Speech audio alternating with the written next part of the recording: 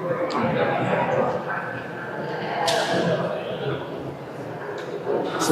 Assalamualaikum warahmatullahi wabarakatuh.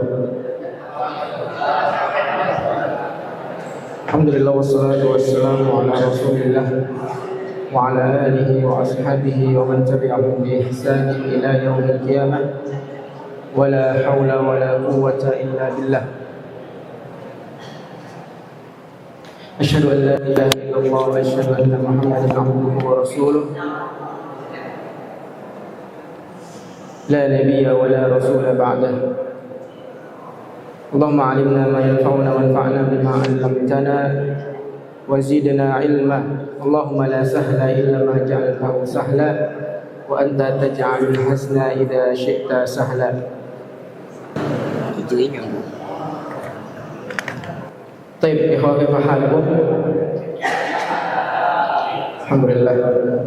Alhamdulillah, segala puji bagi Allah Subhanahu wa taala. Alhamdulillah kita bisa kembali bertatap muka ya, kembali bermajlis di masjid kita yang kita cintai ini, dan insyaallah penuh berkah dari Allah Subhanahu wa taala untuk melanjutkan kegiatan kajian kita setiap pada maghrib insyaallah. Baik, sebagaimana untuk mengetahui pada malam hari ini kita masih membahas kitab apa? At-Tibyan. Ini kok anak madhabnya ke sana ya? Tapi di sini ada orang pakai ini juga.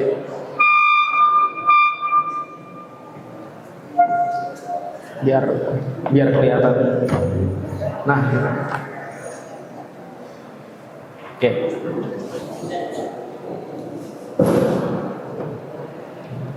Baik. Tapi insyaallah kita akan melanjutkan materi kita yang sempat terputus di pertemuan yang sebelumnya ya.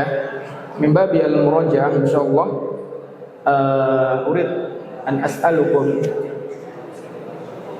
ba'd al-as'ilah. Fi liqa' al-madi akhadna natakallam an madha ikhwah jam'u Al-Quran, jam'ul Quran atau kitabatu Al-Quran atau al-mushaf, kilahuma sawa. Baik, mal maksud au fi ahdiman jam'ul Quran awal marrah jam'ul Quran. Mana ada minkum? Baik, ikhwan min safi tsani asyar.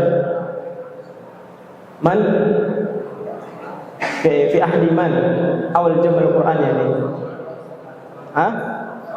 Abu Bakar. Baik. Fi ahdi Abi Bakar. Ya, pertama kali dikumpulkan Al-Qur'an pada zaman siapa? Abu Bakar. Tentunya setelah wafat Nabi kita sallallahu alaihi wasallam. Kenapa Al-Quran itu baru dikumpulkan setelah apa? Setelah Rasulullah wafat. Man minkum indahu al-jawab?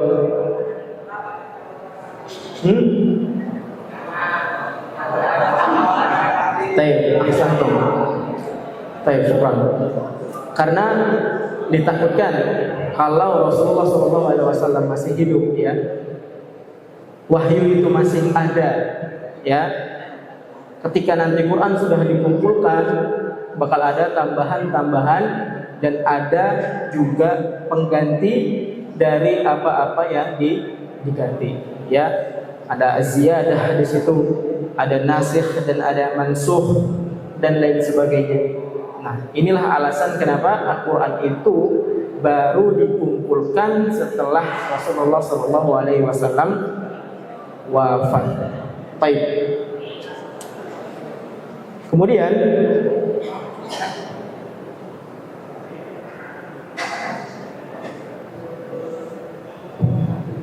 ya, kemudian ikhwah kita lanjutkan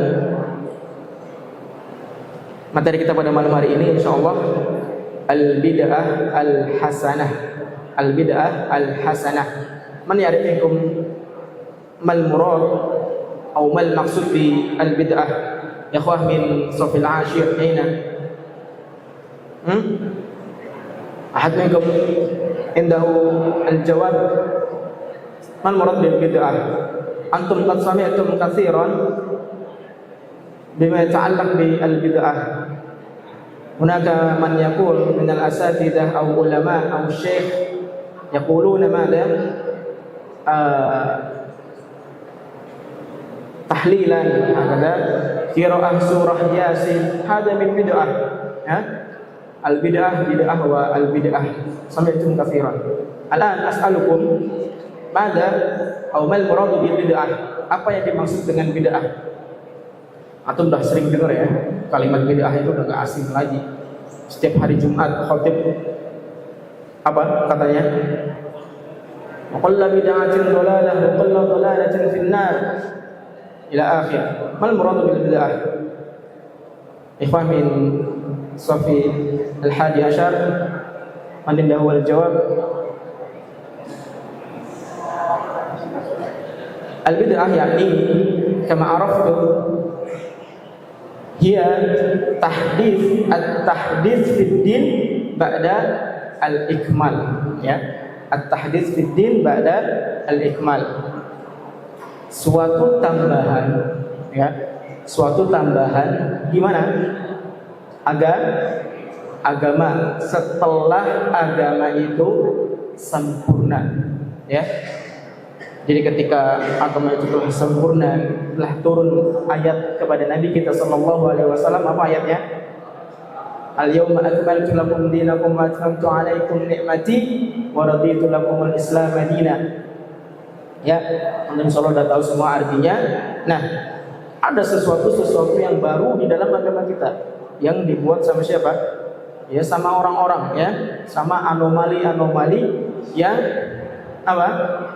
Ya bukan yang tung-tung sahur itu ya, beda. Bukan apa lagi? Nah, itulah pokoknya ya.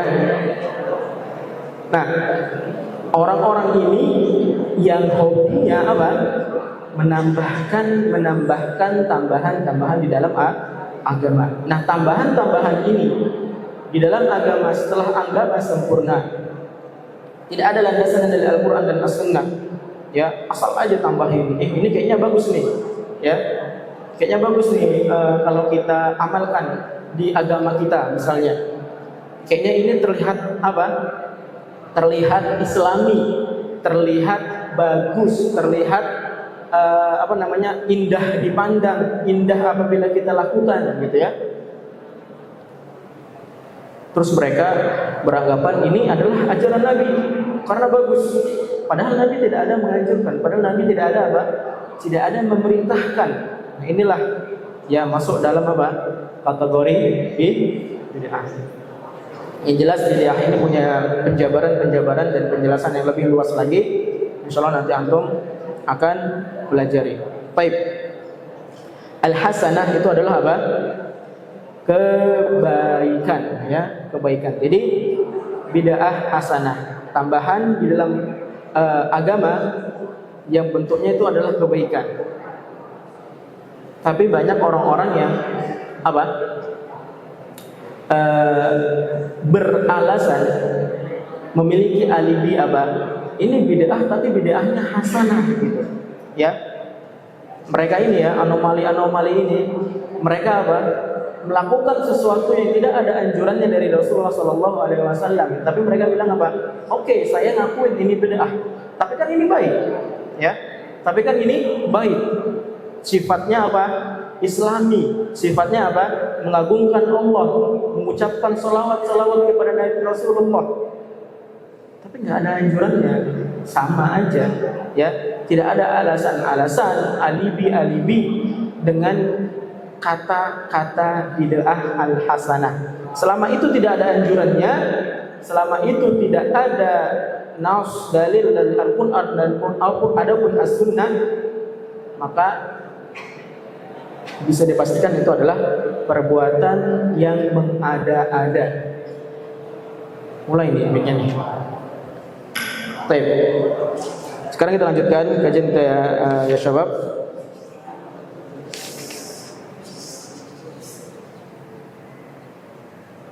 Bentar ya. Snack nggak ada snack? Nggak ada snack ya? Coba. Yusuf Fakhri. Taib. Al-bid'ah al-hasanah. Ittafaqa al-ulama ala istihbabi kitabatil masahif. Ya. Ulama itu bersepakat. Ittafaqa yattafiqu. Apa artinya? Sepakat, ya. Ittafaqna ala hada, kita bersepakat atas itu dan lain-lain, ya. Atas apa ulama itu bersepakat? Ala istihbabi kitabah al-masahif. Atas apa? Istihbab, anjuran untuk menulis apa? Mushaf, ya. Wa tahsin kitabatuha, dan memperbagus, mempercantik tulisannya. Wa tabyinuha, dan menjelaskannya, ya, dalam apa? Wa idahuha. Wa tahqiqul khat duna masyaqqah,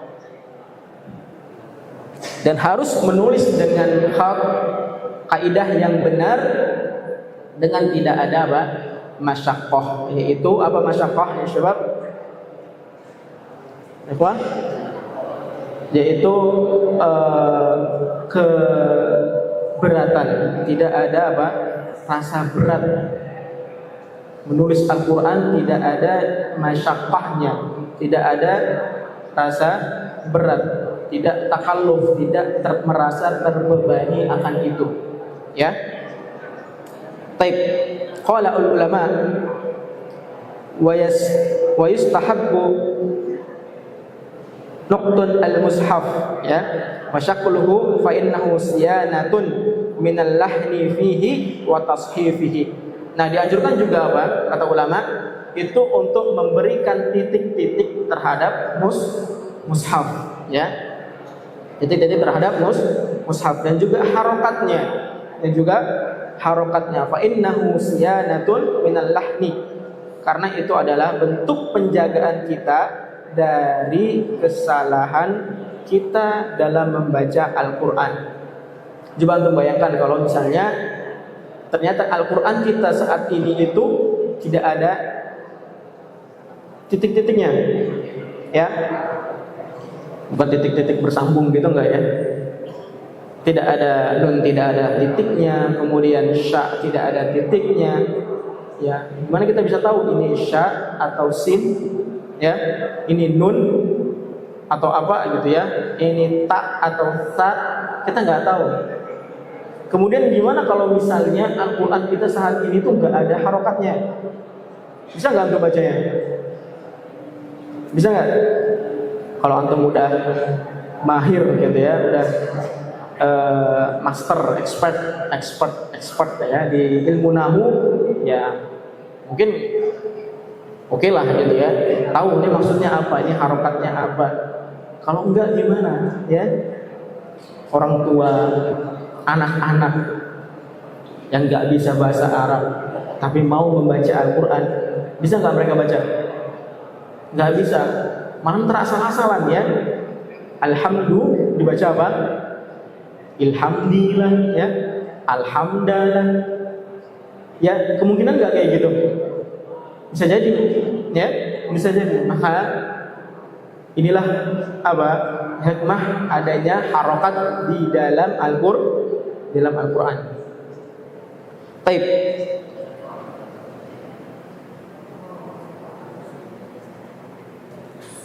Wa amma karaha asy-sya'bi wan nakh'i an-nuqat. Nah, tapi asy-sya'bi dan an-nakh'i itu dia apa? Ada rasa nggak suka dari titik-titik yang ada di dalam Al-Quran. Tapi fa innama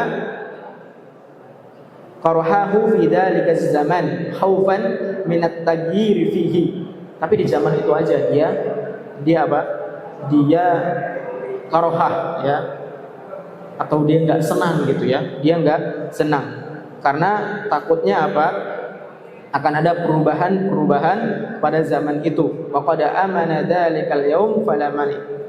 Tapi insyaallah udah hari ini aman ya, aman dan tidak ada larangan akan itu.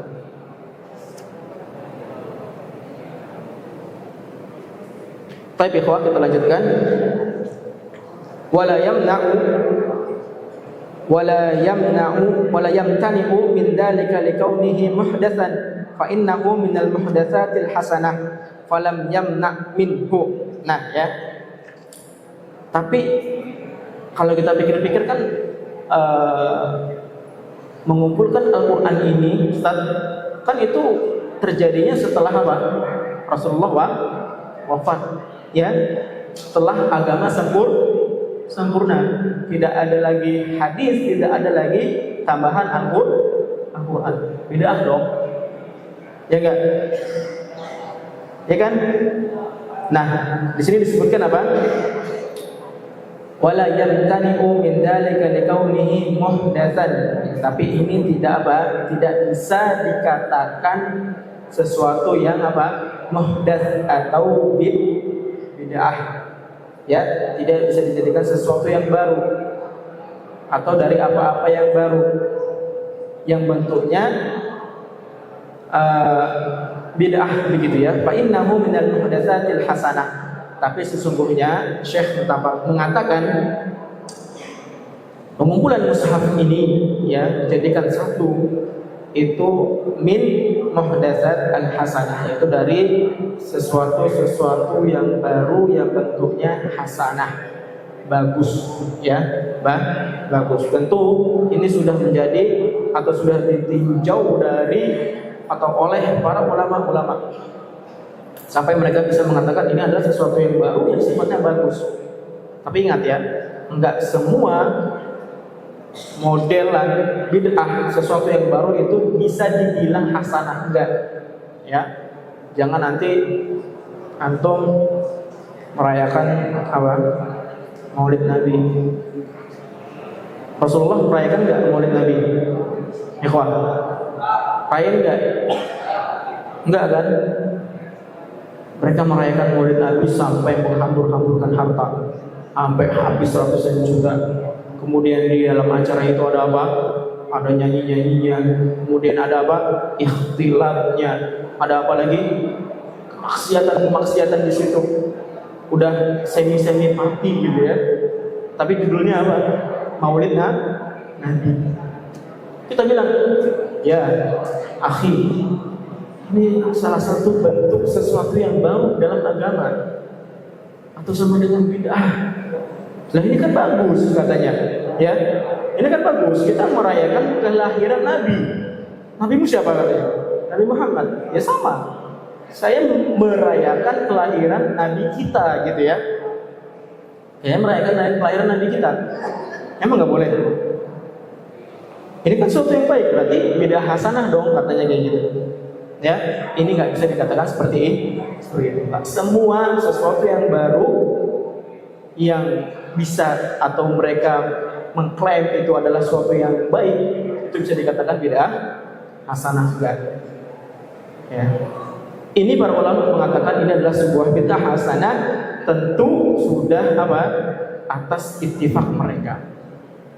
Ya, ittifaq mereka. Ya kalau kita pikir-pikir, ya bagus juga kan, emang bagus ya. Quran dikumpulkan, kemudian apa? Dibuat titik-titiknya, ada noktah-noktahnya, kemudian apa? Ada harokatnya, kita bisa baca, bagus kan? Ya enggak? Makanya kita juga setuju kalau misalnya ini dikatakan apa?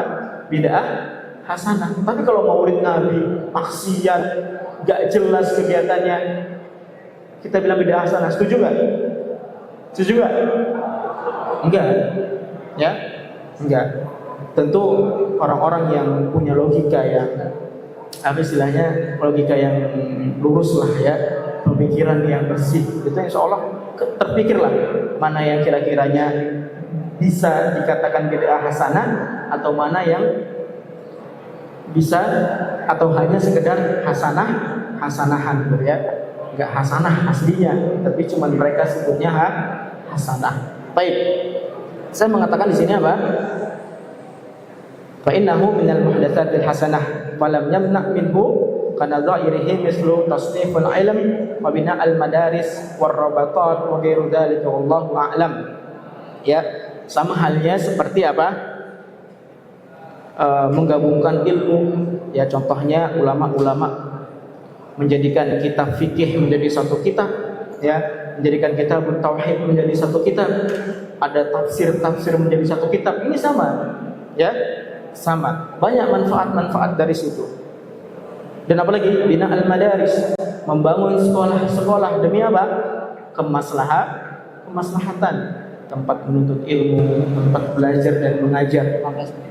Dan apa? Warrobatot, dan tempat-tempat ibadah. Tempat-tempat ini, kalau semua mau dibilang bid'ah, ya semuanya bid'ah. Mobil ada nggak di zaman Nabi? Gak ada, ya kan? Kemudian apa lagi? Pesawat ada nggak di zaman Nabi? Gak ada. Tapi kita tahu itu demi kemaslahatan apa? Umat, ya, demi kemaslahatan umat. Makanya kita jangan beragama hanya semata karena hawa nafsu. Kita ada batasan-batasannya, ya, ada larangan dan juga ada perintah. Baik, ikhwah rahimani wa rahimakumullah. Kemudian kita lanjutkan. Wallahu a'lam, kata Syekh. Baik. Kita lanjutkan dengan faslun yang baru, ya, bentuk yang baru. Apa di sini disebutkan? La tazuzu kitabatul Quran bisyai'in najasin wa tukrahu kitabatahu 'alal jidaron indana. Baik. Jadi Syekh mengatakan apa? Tidak diperbolehkan menulis Al-Quran dengan sesuatu yang najis. Apa contohnya? Mal misalnya ikhwah, syai' najis. Ada ikhwah min safi tsani asyar. Atilana misalan syai' najis alladhi yuktab bihi Al-Quran. Masalan ada abdi.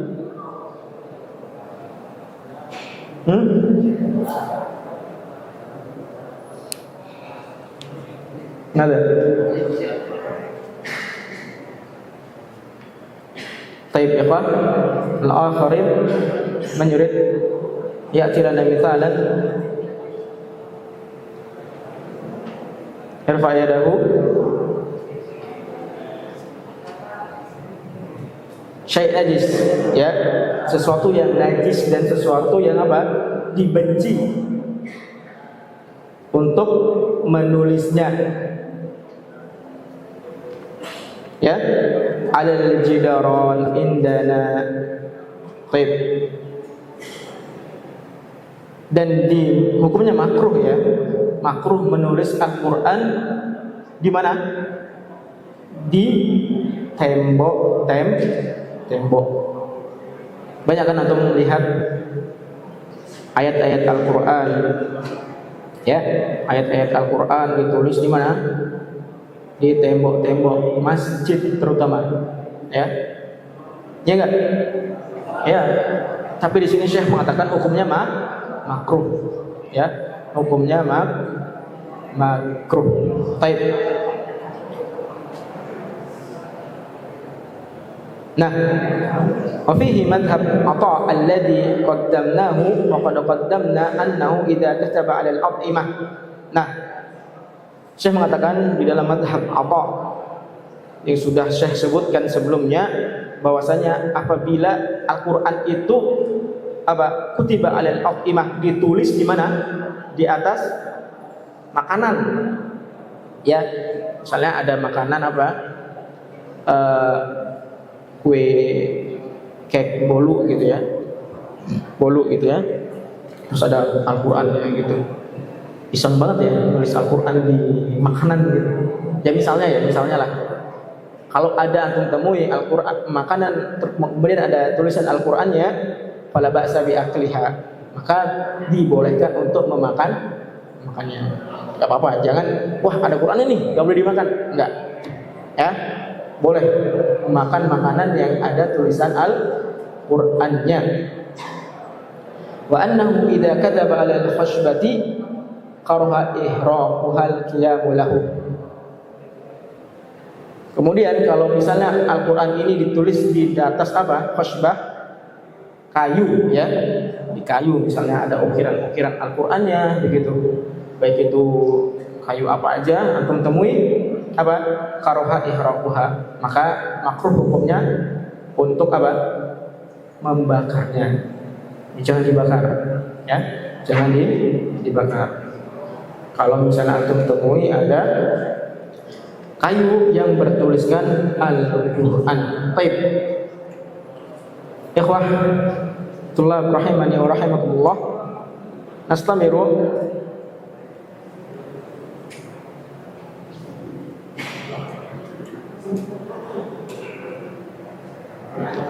Ajma'al muslimuna ala wujubi siyanatil mushaf wa ihtiramih. Nah, al-muslimun bersepakat ya, setuju dalam kesepakatan bahwasanya apa? Wajib bagi kita semua ya, orang muslim enggak? Muslim ya. Apa wajib bagi kita?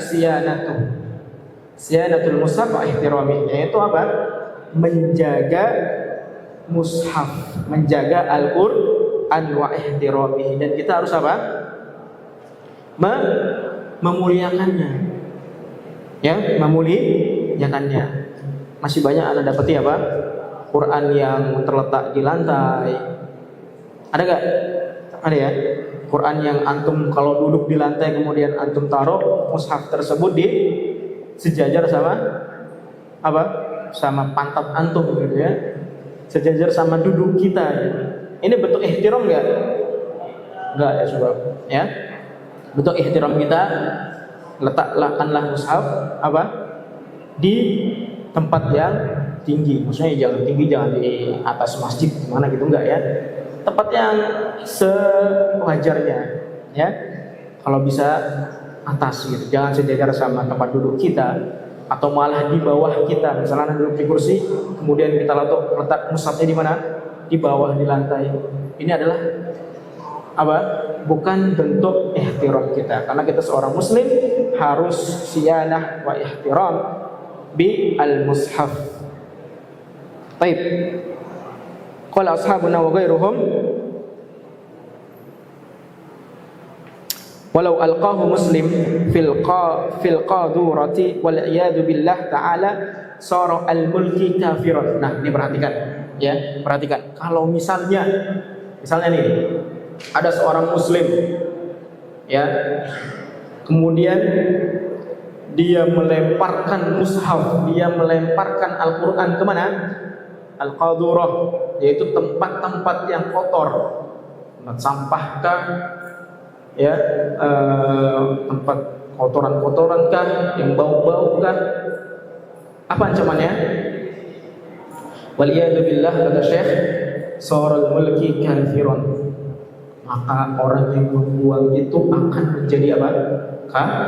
Kafir. Ya. Ini yang Syekh katakan, ya. Kalau dia udah berani buang mushaf, dia berani membuang Qur'annya, kitabnya, ya, pedoman hidupnya di tempat-tempat yang gak layak, terus untuk apa dia beragama Islam? Maka perlu dipertanyakan keislamannya, ya, perlu dipertanyakan keislamannya. Waqalu wa yuhramu tawassuduhu, apa? Diharamkan untuk menjadikan Al-Qur'an sebagai apa? Bantal, ya, sebagai bantal, nggak boleh. Atau ngantuk misalnya, ngantuk lagi baca Quran tebel nih, lebih tebel dari ini. Kemudian antum letakkan kepala antum menyender Al-Quran, ya, ini sama dengan menjadikan Al-Quran bantal. Ini adalah bentuk yang diharamkan, kata Syekh. Kemudian ya ikhwan, bal tawassut ahad kutubul ilm haram. Ya, juga termasuk menjadikan bantal buku-buku ilmu. Ya, buku-buku ilmu itu maksudnya apa? Buku-buku yang di dalamnya ada hadis, di dalamnya ada kalamullah, Al-Quran. Misalnya buku tauhid, buku tafsir, buku fikih. Ada nggak di dalamnya Al-Quran dan hadis? Ada. Ini juga nggak boleh. Ya, ini juga nggak boleh. Anak punya dosen ketika anak di Universitas Islam Madinah gitu ya. Dulu ada dosen, beliau profesor namanya Dr. Muhammad Akil. Beliau sangat-sangat marah kalau melihat mahasiswa itu bawa buku-buku pelajaran. Otomatis kan bukunya buku agama semua ya, karena jurusan anak juga jurusan agama gitu. Ada tauhid, ada tafsir dan lain-lainnya, hadis. Kalau buku itu diletak di mana? Di ransel aja beliau tuh udah nggak mau. Beliau tuh marah. Ya, bayangin bagaimana beliau memuliakan ilmu tersebut. Di ransel loh, di belakang ini nggak mau beliau. Kemudian beberapa dari kita juga biasanya pakai tote bag, ya, pakai tote bag kalau kuliah gitu. Otomatis kan kalau tote bag di antara dia di sini atau di bawah gitu ya, kan sejajar sama kaki, ya enggak? Itu juga beliau nggak mau, beliau marah. Jangan antum meletakkan buku-buku agama, ilmu di dalamnya ada Al-Quran dan ada hadis sejajar dengan kaki. Atau antum taruh di belakang antum membelakanginya, itu juga beliau nggak mau. Bagaimana kita bawanya? Ya kita pegang, kita taruh di sini, sejajarkan dengan dada, sejajarkan dengan hati.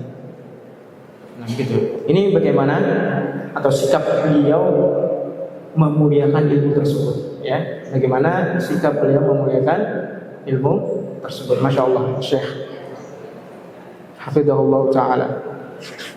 Baik, di sini juga disebutkan ya ikhwan, ya, kita tidak boleh menjadikan Quran sebagai bantal dan menjadikan buku-buku yang di dalamnya ada Al-Quran dan hadis itu juga sebagai atau menjadi bantal. Tapi kalau misalnya bukunya bukan buku agama, ya, buku bahasa Inggris, buku matematika, gimana hukumnya? Boleh nggak? Boleh nggak? Afaf? Yajuz wala ma yajuz? Yajuz. Ya nggak apa-apa, kenapa rupanya ya? Nggak ada Al-Quran, nggak ada hadis. Ya udah, itu hanya benda mati, sama halnya seperti bantal. Tapi bedanya di situ ada ilmu-ilmu yang sifatnya duniawi. Ya, tidak ada anjuran, tidak ada tuntutan bagi kita untuk menihtiramkan hal itu. Baik.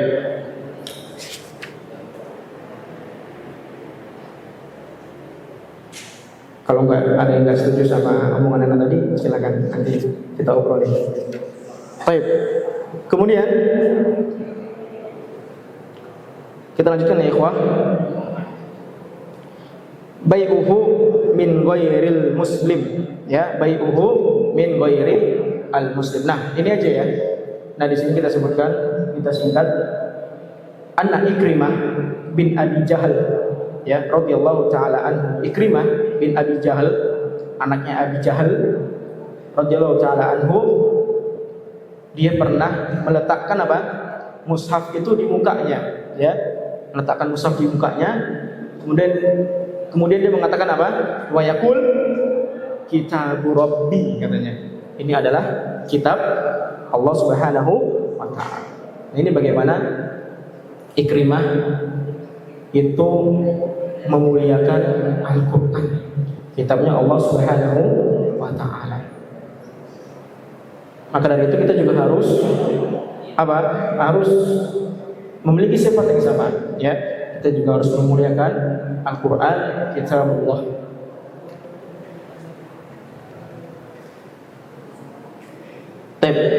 Kita lanjutkan sedikit ya, satu fasal ini aja. Tuhramul musafirah bil mushaf ila ardil adu idza khayyafa wuqu'ahu fi aydihim lil hadits al masyhur fi sahihain anna Rasulullah sallallahu alaihi wasallam naha ay yusafira bil Quran ila ardil adu. Ya, diharamkan, ya perhatikan, diharamkan kita melakukan safar, ya kita melakukan safar dengan membawa mushaf, dengan membawa Al-Quran kemana? Ke negara-negara musuh, negara-negara yang memusuhi Islam, ya. Apabila kita takut, ya kita takut nantinya mushaf itu, Al-Quran itu jatuh ke tangan mereka. Kemudian apa yang mereka lakukan? Ya mereka kalau udah nggak suka sama Islam, mereka megang Al-Quran, ya udah mereka melakukan semena-mena. Antum pernah kan lihat video-video di Facebook, di Instagram atau di mana, di TikTok dan lain-lain, video orang-orang yang nggak suka sama Islam, orang-orang yang benci sama Islam bakar Al-Quran, ada nggak? Ada kan? Kemudian mereka melecehkan Al-Quran, ya mereka anggap Al-Quran itu adalah sesuatu yang tidak mulia. Mereka kasih kotoran, mereka injek-injek, mereka bakar dan lain-lainnya. Ya, ini yang ditakutkan oleh Rasulullah Sallallahu Alaihi Wasallam. Kalau kita membawa mushaf, kita membawa Al-Quran kemana? Ke negara-negara mereka. Nah ini hikmah dari hadis ini, ya. Ini hikmah dari hadis ini. Maka Rasulullah Sallallahu Alaihi Wasallam Rasulullah melarang ini. Tapi mungkin karena saat ini untuk mendapatkan Al-Quran itu sangat-sangat gampang, sangat-sangat mudah. Jadi orang-orang yang tidak suka dengan Islam, orang-orang yang sangat-sangat membenci Islam, mereka sangat gampang untuk mendapatkan Al-Quran. Kalau dulu oke lah ya, Al-Quran itu dulu nggak akan dia berpindah tempat kecuali kalau kita bawa, atau kecuali kalau misalnya ada yang membawanya ke tempat tersebut. Kalau sekarang gampang banget ya, bisa dipesan online, bisa kirim sana kirim sini dan lain-lain. Tapi itu sudah terjadi, ya. Apa yang Rasulullah SAW larang itu sudah terjadi. Jadi kita lihat video-videonya, mereka melecehkan Al-Quran, mereka membakar Al-Quran dengan rasa benci yang sangat kepada Islam. Kemudian juga kita dilarang untuk menjual Al-Quran kepada orang kafir, ya. Wa yuhramu bai'ul mushaf minad dibbi fa inna ba'ahu fa fi sihhatil bai' qaulan. Nah, ketika antum menjual Al-Quran, menjual mushaf kepada orang-orang kafir, maka jual belinya sah atau tidak itu dalam dua perkataan. As-sahhahuma la yasih, ya. Tapi yang paling sahih itu jual belinya enggak sahih. Antum enggak sah, ya, jual belinya enggak sah ketika antum berinteraksi menjual Al-Quran kepada siapa? Orang-orang kafir. Kemudian wasani yasih wa yu'mar fil hali bi izalati malkahu anhu.